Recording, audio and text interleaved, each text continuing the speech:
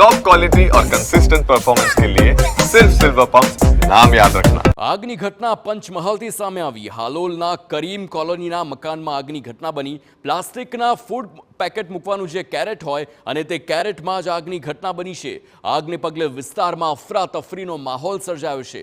Halol fire વિભાગની 2 ટીમોએ મેળવ્યો છે આગ પર કાબૂ। 2 કલાકની ભારે જહેમત બાદ આગ પર કાબૂ મેળવાયો। તો આગ લાગવાનું કારણ અકબંધ છે અને પ્લાસ્ટિક કેરેટના જથ્થાનો તેને મોટું નુકસાન થયું છે। તો આગના આ દ્રશ્યો જોઈ શકો છો।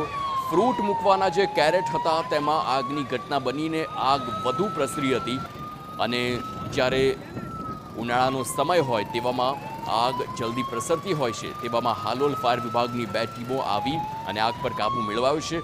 આખો જે વિસ્તાર હતો તેમાં અફરાતફરી સર્જાઈ છે। જોકે આગ કેવી રીતે લાગી, પ્લાસ્ટિકના કેરેટના જથ્થાને કેવી રીતે આગે તેને પકડી, તેને લઈને અનેક સવાલો થઈ રહ્યા છે, પરંતુ આમાં મોટું નુકસાન થયું છે તે સમાચાર છે।